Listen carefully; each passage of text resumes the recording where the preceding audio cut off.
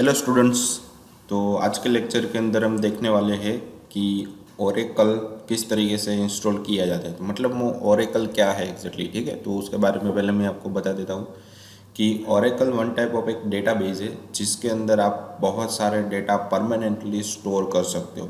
अगर आपने एक बार डेटा स्टोर कर दिया है तो आपको कभी भी किसी भी टाइम पे डेटा दे सकता है, ठीक है। मतलब आप वहाँ से डेटा रिट्रीव कर सकते हो, ठीक है। तो डेटा को परमानेंटली स्टोर करने के लिए डेटाबेस मतलब ओरेकल का यूज़ किया। तो ओरेकल एक कंपनी भी है, वन टाइप ऑफ सॉफ्टवेयर भी है, ठीक है। तो ओरेकल समथिंग 1992 के आसपास उसकी इवोल्यूशन हुई थी और उसके बाद उसके अंदर बहुत सारे डेटाबेसेस अटैच हुए थे, ठीक है। तो ओरेकल ने क्या किया कि उसने अपने पास मेन सर्वर जो डीबीए बोलते हैं उसे, डेटाबेस एडमिनिस्ट्रेटर, तो वो ओरेकल पे वर्क करता है। तो उसके अलावा भी आपको सिंपल तरीके से कोई डेटाबेस की फंक्शनलिटी चाहिए तो उसके लिए एसक्यूएल भी आ जाता है, पोस्टग्रे भी आ जाता है। ऐसे अलग अलग टाइप के बहुत सारे डेटाबेसेस आ जाते हैं। पर ओरेकल वन टाइप ऑफ एक सॉफ्टवेयर है, उसके अंदर भी आप डेटा को स्टोर कर सकते हो और अलग से भी एसक्यूएल आता है जिसके अंदर आप क्वेरी देख सकते हो या फिर सीख सकते हो, ठीक है। तो वहाँ पर भी आप क्वेरी ऐड कर सकते हो, ठीक है। किसी भी तरीके की क्वेरी को सिर्फ क्वेरी के साथ,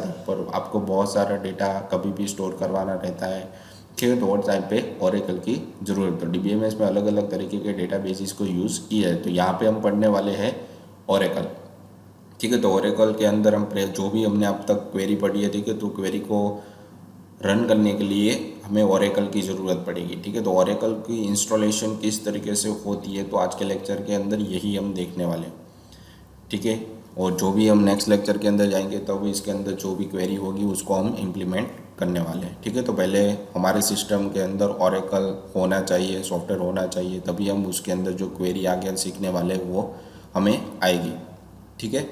तो स्टार्ट करते हैं कि ओरेकल किस तरीके से इंस्टॉल किया जाता है, ठीक है। तो स्टेप बाय स्टेप देखना पड़ेगा आपको, तभी आप ओरेकल अच्छे से इंस्टॉल, क्योंकि इसकी प्रोसेस थोड़ी लेंदी है और थोड़ी टिपिकल है, ठीक है। तो देखते हैं कि first of all next slide के अंदर जाते हैं। तब यहाँ पे मैंने आपको लिंक दे दी है जिसकी मदद से आपको डायरेक्टली डेटाबेस 11G मिल जाएगा। मतलब इसके बहुत सारे अलग अलग वर्जन 10G 11G, अभी तो 12GB आ रहा है, ठीक है। तो इस तरीके के अलग भाई 11G अभी लेटेस्ट चल रहा है, ठीक है। इसका यूज ही, इसके अंदर बहुत सारे फीचर ऐसे दिए गए हैं जो अभी इंडस्ट्री लेवल में अभी यूज़ होते हैं, ठीक है। तो जैसे ही आप इस पर क्लिक करोगे, ठीक है, तो इस तरीके से आपको एक पेज दिखाई देगा, ठीक है। अब यहाँ पे आपको कहाँ पे जाना है कि अलग अलग दिया है। देखो विंडोज़ 64 के लिए अगर आपकी पुरानी ओएस है विंडोज़ 7 या उससे पहले एक्सपी की, ठीक है, तो आप यहाँ पे 32 बिट का डाउनलोड कर सकते हैं। अगर आपके पास लिनक्स या उबंटू या फिर इस तरीके की ओएस है तो आप ये भी यहाँ पे डाउनलोड कर सकते हो, ठीक है। तो हमारे पास यहाँ पे कौन सी है कि विंडोज़ 64 नाम की ओएस है, तो हम ये ओएस को, ये ओरेकल डाउनलोड करने वाले। तो जैसे मैं यहाँ पे क्लिक करूँगा, ठीक है, तो यहाँ पे देखो मुझे पॉपअप के अंदर दिखाई दे रहा है कि यहाँ पे लाइसेंस को पहले एग्री करना पड़ेगा तभी ये हमारा बटन ऑन होगा। जैसे ही आप यहाँ पे बटन पे क्लिक करोगे तो आपको एक नए पेज के अंदर रिडायरेक्ट करेगा जहाँ पे पहले आपका अकाउंट ओरेकल के अंदर होना चाहिए, ठीक है। तो आपका अकाउंट पहले ओरेकल के अंदर होना चाहिए। यहाँ पे देखो वेबसाइट हमारी प्रॉपर तरीके से वर्क नहीं हो रही है, ठीक है। तो यहाँ पे जैसे आप जाओगे तो यहाँ पे क्या आ रहा है कि ट्राई क्लियर कुकी, ठीक है। तो यहाँ पे कुछ प्रॉब्लम आ रहा है, ठीक है। अभी वेबसाइट यहाँ पे डाउन चल रही है। तो जैसे यहाँ पे जाओगे तो आपको क्या बोलेगा कि वन टाइप ऑफ एक अकाउंट क्रिएट करना पड़ेगा। जैसे क्रिएट अकाउंट की तो उसके अंदर आपका नाम, आपकी क्या किस पर्पज़ से आप यूज़ करना चाहते हो इस सॉफ्टवेयर को, ठीक है। तो वो सारी चीज़ें आपको यहाँ पे दिखाएगा। फिर उसके बाद आपको लॉगिन करना पड़ेगा। जैसे ही आप लॉगिन करोगे, जैसे ही साइन इन करोगे तो आपको क्या करेगा, आपके ईमेल के अंदर एक मेल भेजेगा जहाँ पे आपको वेरीफाई करना रहता है आपके ईमेल को, ठीक है। जैसे आप ईमेल वेरीफाई करोगे तो आपकी अकाउंट ऑटोमेटिकली लॉगिन हो जाएगी और आपका सॉफ्टवेयर वापस यहाँ पे आने के बाद आपको क्लिक करना रहेगा। जैसे ही आप क्लिक करोगे तो आपका सॉफ्टवेयर ऑटोमेटिकली डाउनलोड हो जाएगा। तो मैंने यहाँ पे ऑलरेडी डाउनलोड करके रखा हुआ है जो हमारे डाउनलोड के अंदर एग्जैक्टली पड़ा हुआ है, ठीक है। तो डाउनलोड नाम का हमारा जो पेज है वहाँ पे जाएंगे और वहाँ पे देखो Oracle extended edition 11 second Windows 64 के लिए यहाँ पे मैंने डाउनलोड करके पहले ही रखा हुआ है, ठीक है। तो यहाँ पे मैं क्या कर दूँगा, इसको एक्सट्रैक्ट करूँगा। जैसे ही एक्सट्रैक्ट करूँगा तो यहाँ पे क्या हो जाएगा, वन टाइप ऑफ एक फोल्डर बन जाएगा, ठीक है। तो यहाँ पे फोल्डर, इसको पहले तो कॉपी करके हम हमारे डेस्कटॉप पे रख देंगे। तो यहाँ पे मैंने इसको पेस्ट कर दिया। फिर यहाँ पे आने के बाद इसको एक्सट्रैक्ट करते हैं, यहाँ पे एक्सट्रैक्ट फाइल, ओके ठीक है। तो यहाँ पे देखो फोल्डर बन के आ गया। अब डिस्क 1 के अंदर यहाँ पे क्या होना चाहिए, सेटअप है। तो हमारी जो नेक्स्ट स्लाइड थी उसके अंदर उन लोगों ने यही दिया हुआ है कि क्या करना है आपको, डाउनलोड जो भी फोल्डर आपने डाउनलोड किया है, अगर आपको ये अकाउंट वहाँ से नहीं मिल रहा, आपको सॉफ्टवेयर वहाँ पे नहीं मिल रहा, तो ये जो सॉफ्टवेयर है वो मैं आपका स्टडी मटेरियल है या फिर असाइनमेंट है, इन दोनों में से कोई एक जगह पे मैंने रखा होगा जो सॉफ्टवेयर है वो अभी हमने जो भी मैंने डाउनलोड किया, एक्सट्रैक्ट किया है, वही वहाँ पे होगा। आपकी जो एप्लीकेशन है वहीं से भी आप डाउनलोड कर सकते हो, असाइनमेंट या फिर आप स्टडी मटेरियल, दोनों में से कोई एक जगह से आप इसको डाउनलोड कर सकते हो। ठीक है, दोनों जगह पे रख दूँगा। डाउनलोड करने के बाद जो भी हम प्रोसेस कर रहे हैं वो अभी आपको स्टार्ट करनी है। ठीक है, तो यहाँ पे जाएंगे हम डिस्क 1 के अंदर और यहाँ पे मुझे दिया है सेटअप 1। तो मुझे कहाँ पे जाना है, अनलोड करने के बाद अनजिप किया तो setup.exe पे क्लिक करना है। तो जैसे मैं यहाँ पे setup.exe पे क्लिक करूँगा तो मुझे पूछेगा परमिशन यस के नो। तो देखो यहाँ पे ऑटोमेटिकली इंस्टॉल होना चालू हो जाएगा। ठीक है, यहाँ पे नेक्स्ट करना है। उसके बाद ये लाइसेंस वर्जन, जो लाइसेंस आपको दिखा रहा है उस पर आपको क्लिक करना पड़ेगा। ठीक है, तो यहाँ पे प्रोसेस ऑटोमेटिकली देखो डेटाबेस 11 GB यहाँ पे प्रोसेस हो रही है सारी कुछ। ठीक है, तो यहाँ पे देखो नेक्स्ट का बटन आ रहा है। नेक्स्ट करोगे तो यहाँ पे आपको एक्सेप्ट पे क्लिक करना है। जैसे एक्सेप्ट पे क्लिक करोगे तो वापस एक प्रोसेस पूछेगा आपको। ठीक है, तो जैसे आगे जाओगे तो यहाँ पे आपको क्या बता रहा है कि ओरेकल 11 डेटाबेस 11 जी एक्सप्रेस एडिशन ये दिखा रहा है आपको।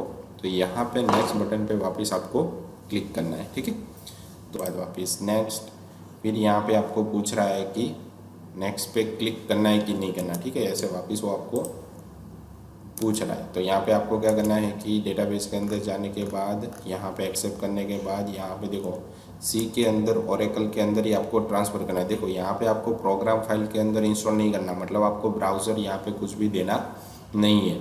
ठीक है, आपको सिर्फ यहाँ पे क्या करना है, आने के बाद सिर्फ नेक्स्ट दे देना है। ठीक है, जैसे मैंने नेक्स्ट दिया तो यहाँ पे आपको पासवर्ड पूछेगा। देखो यहाँ पे क्या हो रहा है कि आपके पास दो ही तरीके के सिस्टम हो रहे हैं, यूज़र नेम फिक्स रहता है या फिर यूज़र नेम में सिस रहेगा SYS, या फिर दूसरा डेटाबेस के लिए यहाँ पे दूसरा यूज़र नेम रहेगा सिस्टम। ठीक है, तो दोनों में से कोई एक ही, आप जब ओरेकल को ऑन करोगे ना इंस्टॉल होने के बाद, तब आपको यूज़र नेम डालना पड़ेगा SYS और जो भी यहाँ पे आप पासवर्ड अभी दोगे वो। ठीक है, तो आपको क्या करना पड़ेगा, यहाँ पे आपको यूज़र नेम देना पड़ेगा। तो मैं यहाँ पे दे देता हूँ RNW 1 2 3 4 5। ठीक है, और यहाँ पर मैं दे देता हूँ RNW 1 2 3 4 5। तो ये आपको याद रखना है। ठीक है, आपने यूज़र नेम क्या दिया था और आपके सिस्टम का रूट यूज़र नेम क्या था। तो यूज़र नेम यहाँ पे सिस या सिस्टम दोनों में से कोई एक ही होगा, आप अपनी तरीके से नहीं दे सकते और पासवर्ड आप अपनी तरीके से दे सकते हो। ठीक है, तो जैसे यहाँ पे नेक्स्ट दोगे तो आगे एक प्रोसेस होगी। यहाँ पे पूरी प्रोसेस कहाँ पे इंस्टॉल होने वाली है और उसका पोर्ट क्या है वो भी आपको यहाँ पे दिखाई दे रहा है। तो यहाँ पे देखो मैंने यहाँ पे दिया हुआ कि डेटाबेस के अंदर जो 1521 है, 2031 है, 80, तो पोर्ट किस पे आपका जो ओरेकल है वो किस पे रन होने वाला है। तो उसके लिए आपको एक पोर्ट की, मतलब एक डिवाइस ड्राइवर की ज़रूरत पड़ती है, जो यहाँ पे दिया गया है कि 8080। जैसे आप यहाँ पे इंस्टॉल करोगे तो इंस्टॉल होना चालू हो जाएगा। ठीक है, और इंस्टॉल होने के बाद आपको यहाँ पे फिनिश करना पड़ेगा, तो इसमें थोड़ा टाइम लगेगा। ठीक है, तो हम प्रोसेस होने देते हैं।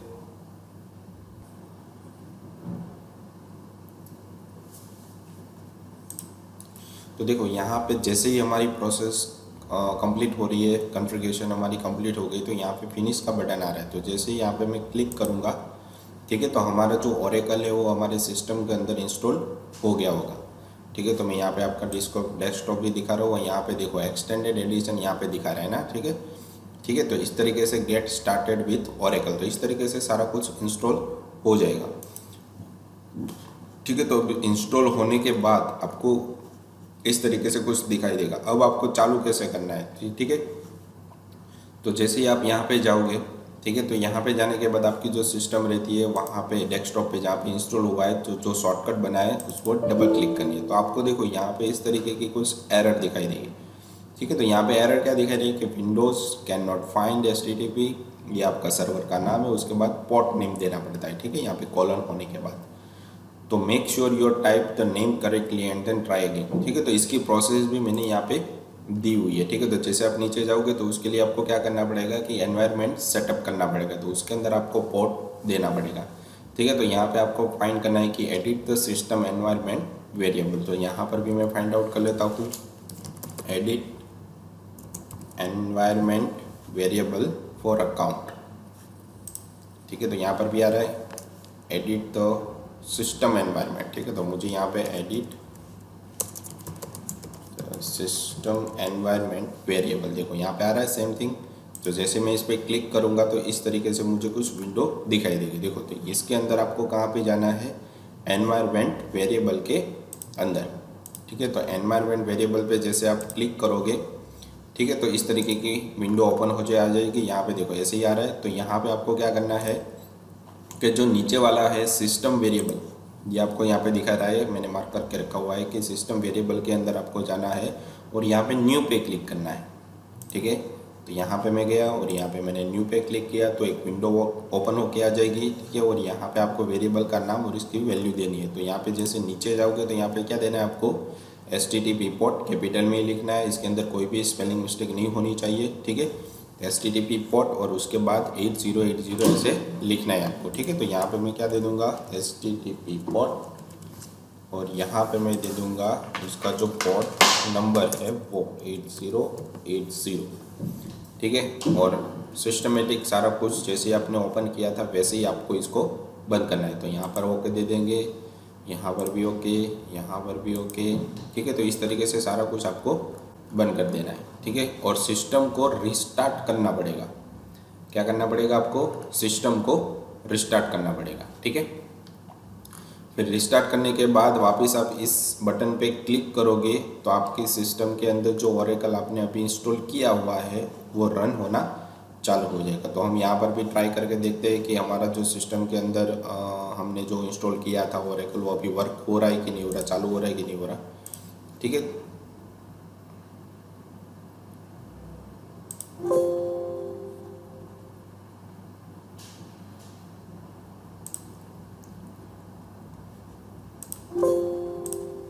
ठीक है। तो जैसे मैं यहाँ पे क्लिक करूँगा तो वापस यहाँ पे कुछ एरर आ रही है, ठीक है।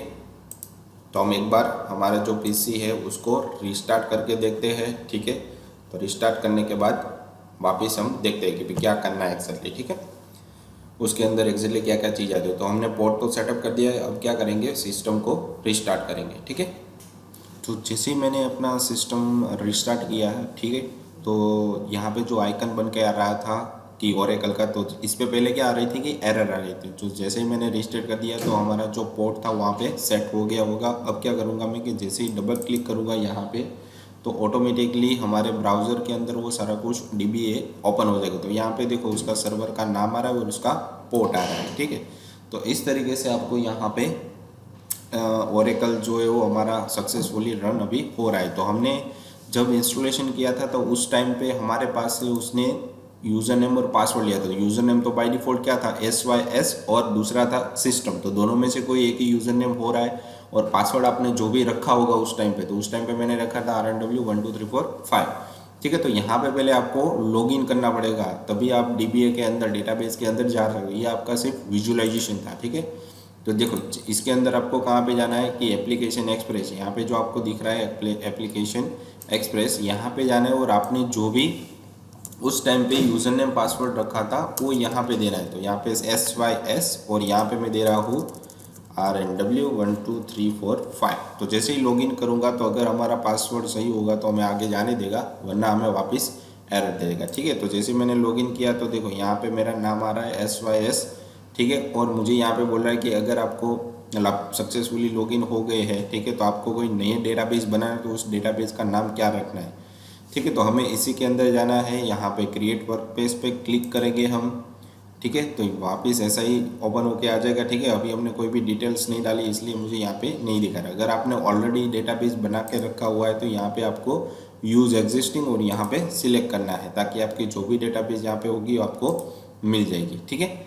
तो यहाँ पे मैंने अभी तक कोई भी नई नहीं बनाई, तो मुझे नया डेटाबेस ही क्रिएट करना है। तो मैं क्या करूँगा, यहाँ पे यूज़र नेम डाल दूँगा, डेटाबेस का नाम डाल दूँगा RNW1, ठीक है। फिर एप्लीकेशन यूज़र का नाम मैं यहाँ पे सेम रख रहा हूँ RNW1। उसके बाद पासवर्ड में दे रहा हूँ यहाँ थी 1 2 3 4 5, ताकि हमें याद रहे यहाँ पे, ठीक है। तो यहाँ पे मैंने दे दिया 1 2 3 4 5। जैसे मैं क्रिएट करूँगा, ठीक है, तो यहाँ पे प्रोसेस लोड हो रही है, ठीक है। प्रोसेस लोड होने के बाद यहाँ पे देखो मैसेज आ गया कि successfully created workspace RNW1 to begin a click here, ठीक है। तो यहाँ पे मुझे क्या करना पड़ेगा, वापस 1 2 3 4 5 जो पासवर्ड मैंने दिया था वो वहाँ पे डालना पड़ेगा। उसके बाद मुझे टेबल या फिर किसी भी तरीके की फंक्शनलिटी बनानी है तो मुझे यहाँ पे अच्छे से दिखाएगा। देखो यहाँ पे सारी कुछ फंक्शनलिटी मुझे दिखाई दे रही है, ठीक है। मुझे किसी भी तरीके के डेटाबेस के अंदर डेटा इंसर्ट करवाना है तो मुझे यहाँ पे सारा कुछ दिखाई दे रहा है, ठीक है। तो देखो यहाँ पे कमांड है, SQL के अंदर मुझे क्वेरी लिखनी है तो यहाँ पे मैं क्वेरी लिख सकता हूँ, ठीक है। अगर मुझे टेबल बनाना है तो टेबल भी मैं यहाँ से बना सकता हूँ, ठीक है। तो ये सारी तो ऑलरेडी यहाँ पे इन लोगों ने इतने डेटाबेस, इतने टेबल मुझे बना के दिए हुए। अब मुझे नए टेबल बनाने हैं तो मैं क्या करूँगा कि हमारी जो यहाँ ऑब्जेक्ट ब्राउज़र है यहाँ पे जाना है। यहाँ पे जाने के बाद आपको यहाँ पे क्रिएट दिख रहा है, ठीक है। तो क्रिएट के अंदर देखो आप क्या बनाना है, टेबल बनाना है, डेटाबेस बनाना है। तो डेटाबेस का नाम तो आपने दे दिया, तो टेबल ही यहाँ पे आप बना सकते हो, ठीक है। तो जैसे ही टेबल बनाओगे तो बोलेगा कि आपको टेबल का नाम क्या रखना है, उसके अंदर कौन कौन सी फील्ड रखनी है, उस डेटा टाइप का टाइप क्या रखना है। तो सारी चीज़ें यहाँ से वो नेक्स्ट प्रोसेस के फॉर्म में आपके पास से लेगा, ठीक है। तो डेटाबेस का नाम मैं यहाँ पे रख देता हूँ स्टूडेंट।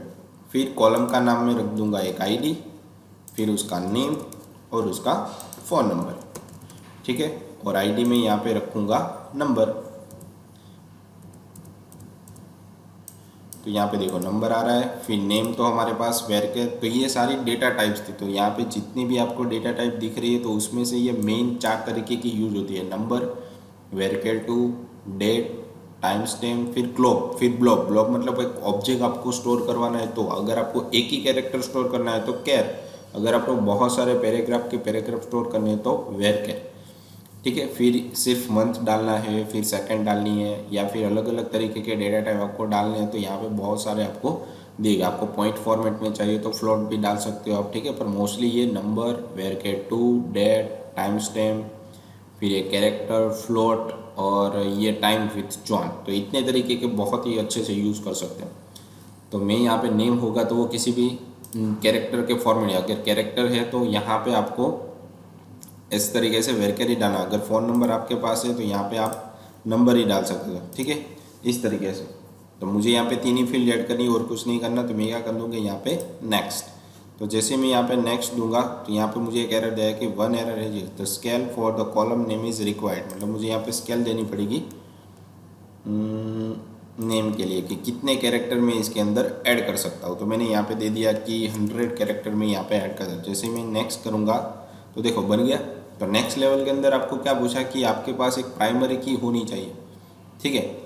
तो प्राइमरी की यहाँ पे देंगे नो प्राइमरी की, पर मुझे प्राइमरी की देनी है तो populated from new sequence, not populated, ठीक है, ऐसा कुछ दिया हुआ है। तो मुझे यहाँ पे किसी भी तरीके की कोई प्राइमरी की नहीं देनी, ठीक है। तो मैं यहाँ पे कर दूंगा आगे बढ़ूंगा, ठीक है। फिर एक यहाँ पे स्टूडेंट FK, फिर एक की किसको बनाया तो सिलेक्ट करके मैं क्या करूँगा यहाँ पे आगे की डिसलो रेफरेंस टेबल हमारे पास कौन सा है, तो अभी तो हमने बनाया नहीं है, ठीक है। जैसे मैं यहाँ पे ऐड करूँगा तो फॉरेन की reference table must be selected, okay. यहाँ पे फॉरेन की का कॉन्सेप्ट चल रहा है, तो फॉरेन की मुझे किसी को भी नहीं देनी, तो मैंने इसको यहाँ पे हटा के यहाँ पे दे दिया, ऐड कर दिया और नेक्स्ट, ठीक है। तो नेक्स्ट होने के बाद यूनिक की आप किसको बनाओगे, ओके। यूनिक की यहाँ पे एक से ज़्यादा कॉलम होगी, जो हमने सारा कुछ पढ़ा था ना उसी के ये बेस पे आ रहा है। तो जैसे यहाँ पे आपको कुछ भी नहीं देना तो यहाँ पे नेक्स्ट दे दो। तो देखो ये आपकी क्वेरी बन गई, create table student, ID number, name है वेरके2 है, फ़ोन है, नंबर है। तो जैसे क्रिएट करोगे तो आपका टेबल यहाँ पे बन गया होगा स्टूडेंट नाम का, देखो आ गया। इसके अंदर आपको डेटा इंसर्ट करवाना है तो यहाँ पे इंसर्ट की भी एक क्वेरी आपको दी गई होगी, ठीक है। और डाउनलोड भी यहाँ से आप डेटा डायरेक्टली कर सकते हो। अगर आपको कोई नया डेटा इंसर्ट करवाना है तो डेटा के अंदर जाना है और इंसर्ट रो, तो यहाँ पे आपको कौन सा नंबर डालना है, कौन सा नाम डालना है, तो वो भी यहाँ पे आप ऐड कर सकते हो। ठीक है, तो जैसे यहाँ पे क्रिएट करोगे तो एक रिकॉर्ड आपके डेटाबेस के अंदर स्टोर हो गया। ठीक है, दूसरा करना है तो इंसर्ट, इसको हम क्वेरी की मदद से भी सीखने वाले हैं, पर इसकी जो यूआई है अभी हम सारा कुछ देख लेते हैं। ठीक है, क्वेरी लिखनी है तो यहाँ पे क्वेरी भी आप डाल सकते हो। ठीक है, तो क्वेरी लिख के लिए आपको कहाँ पे जाना पड़ेगा, आपको जो स्कूल दिया गया है उसी के अंदर जाना पड़ेगा, यहाँ पे आपको सारी किस क्वेरी है वो डालनी पड़ेगी। ठीक है, तो सारा कुछ हम क्वेरी के बेस पे ही जाने वाले हैं, पर अभी हम देख लेते हैं कि भी किस तरीके से सारा कुछ वर्कआउट हो रहा है। ठीक है, तो इस तरीके से टेबल और सारी चीज़ें हम यहाँ पे मैनेज कर सकते हैं। ठीक है, जैसे यहाँ पे क्लिक करोगे तो ये इसका टेबल यहाँ पे ओपन होके आ गया। ठीक है, तो ये था। ठीक है, तो आज के लेक्चर के लिए इतना ही था। नेक्स्ट लेक्चर के अंदर हम क्वेरी के बेस पे सारा कुछ पढ़ने वाले हैं, तो यहाँ पे कौन कौन सी चीज़ें क्या क्या होती है तो वो भी हम धीरे धीरे आगे देखने वाले हैं। ठीक है, तो ये लेक्चर आपके लिए बहुत ही इंपॉर्टेंट है। ठीक है, तो आज के लेक्चर के लिए इतना ही था। जैसे ही हमारा लेक्चर ख़त्म हो रहा है तो यहाँ पे लेक्चर के रिगार्डिंग आपको क्वेश्चन दिए गए हैं जो आपको सबमिट करवाने रहेंगे आपके RNW एप्लीकेशन के अंदर। ठीक है, तो आज के लेक्चर के लिए ये आपको मैंने सिर्फ ओरली आपको बताया, ताकि आपको ध्यान से सुनना पड़ेगा, ताकि आपको पता चलेगा कि कहाँ पे कौन सा क्वेश्चन। इसको आप नेट पे भी फाइंड आउट कर सकते हैं। ठीक है, तो 2-3 लाइन के सारे क्वेश्चन है वो आपको RNW IT की एप्लीकेशन के अंदर सबमिट करवाने रहेंगे। ठीक है, तो आज के लेक्चर के लिए इतना ही था। Thank you.